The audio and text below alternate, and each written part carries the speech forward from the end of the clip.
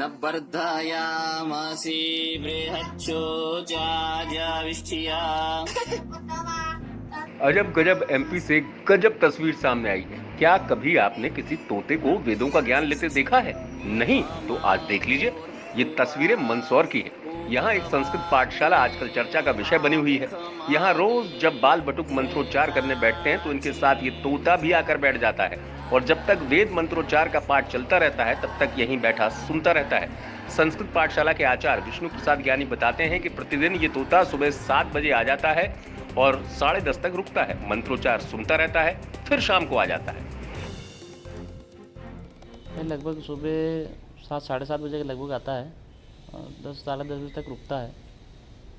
जब तक वेद पाठ चलता है वो सुनता है, फिर अपना चला जाता है। फिर सायंकाल फिर आता है संध्या के समय में, जब बच्चे संध्या करते हैं उस समय में आके बैठता ही है अपना।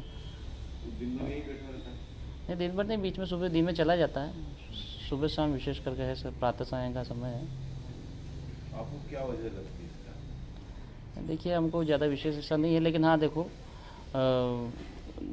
कुछ दिव्य आत्माएं होती हैं जिनको वेद मंत्रों का श्रवण करना होता है। वो कोई विविध रूपों में अगर मनुष्य बन के आए, शायद उनको स्थान मिले नहीं मिले, विक्षेप हो, तो वो इस प्रकार से स्थान हो या जीव इत्यादि बन करके वेदों का श्रवण करते हैं।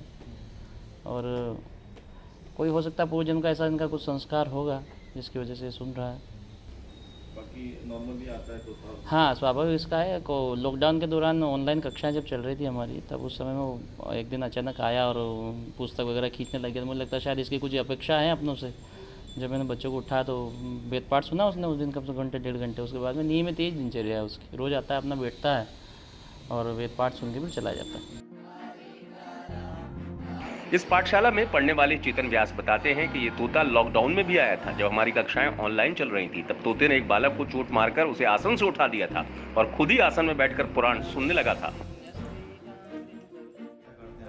जी, वो सुबह हम 7 बजे से हमारा वेद पारायण चलता है तो उसी वक्त वो तोता भी आ जाता है।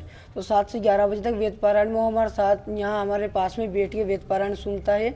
और जैसे हमारी क्लास खत्म होती है और हम भोजन और संध्या के लिए उठ जाते हैं तो उस वक्त वो भी चला जाता है। फिर 1 बजे से अभी क्लास लगती है हमारी, तो उस वक्त फिर आ जाता है और 4 बजे तक वो क्लास में हमारे साथ वेद पारायण में बैठता है। और एक बार जो शुरुआत में हमारे लॉकडाउन लगा हुआ था तो उस वक्त वो आया था, तो एक बालक यहीं पे गुरुजी के साथ में वेद पारायण कर रहा था, तो उसने उसको चोंच मार के उस आसन से उठाया और वो स्वयं आसन पे जाकर बैठ गया और घंटे से उसने वेद पारायण सुना। और उसके बाद डेली उसका नियम हो गया कि वो रोज़ आता है, वेद पारायण सुनता है और अपने कहाँ से आता कहाँ चला जाता है, पर वेद पारायण सुन के चला जाता है।